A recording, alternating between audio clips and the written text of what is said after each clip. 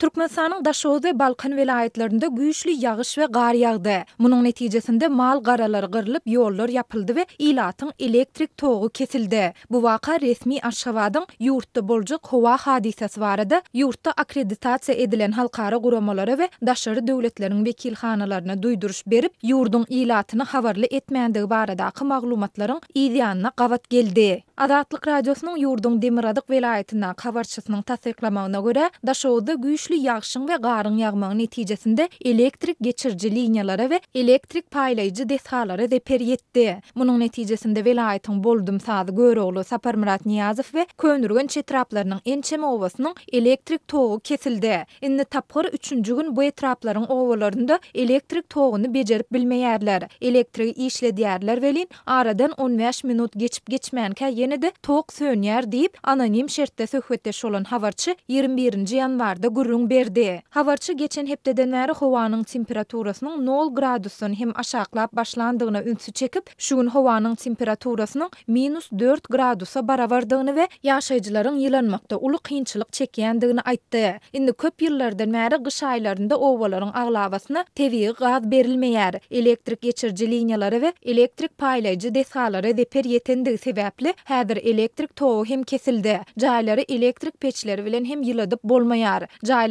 içi gaty sowuk, adamlar doňýarlar diýse de boljak diýip habarçy sözüni jemledi. Azatlygyň beýleki bir habarçysy soňky 10 günüň dowamında güýçli garyň ýagmagy netijesinde Balkanyň Daýna, Kürüjde, Könekesir, Aýdere owalarynyň aralaryna we olardan Ahal vilayetine gidýän ýoluň ýapylandygyny aýtdy. Biz öň Ahalyň Garrynohor, Garagul owalaryna 50-60 kilometr söküp baryp bilýärdik. Ýoluň gar bilen örtülendigi sebäpli bizini bu owalara Balkan vilayetiniň üstü bilen aýlanyp gitmeli bolýarys. Ýolumuz 250-300 kilometr çenli uzady diýip Könekesir owasynyň ýaşaýjysy anonim şertde Azatlygyň habarçysyna 21-nji ýanwarda gurrun berdi. Habarçy güýçli ýagan garyň netijesinde şahsy hojalyga degişli we öýre meýdanlardaky mallaryň ençemesiniň gyrlandygyny hem belledi. Şeýle dol ýollary arasalamak barada yerli ýa-da vilayet derejesindäki häkimetler tarapyndan häzirlikçe alada edilmeýändigini hem sözüniň üstüne goşdy. Ýaşaýjylar ýollardaky gary arasalamagy haýyş edip, Daýhan birleşigine ýüzlenende resmiler Hudaýyň ýagdyran gary wagty gelende erer, nire howluk ýaňydy oňşuk ediberiň diýip jogap berýärler diýip Könekesirli ýaşaýjy aýtdy. Habarçy mundan öň güýçli ýagşyň ýagmagy netijesinde Summor deriýasynda suw joşunyň emele gelendigini we Balkanyň Daýna, Kürüjde, Könekesir, Aýdere owalarynyň kenarlaryna sil suwlarynyň gelip ýetendigini hem gurrun berdi. Bu suw joşununda adam ýa-da mal gary helakçyligi bolmasa-da Summor deriýasynyň üstü bilen owalary birleşdirýän köprüleriň ençemesi ýumruldy diýip 21-nji ýanwarda Agdalýan owalaryň ýaşaýjylary bilen söhbetdeş bolan habarçy aýtdy.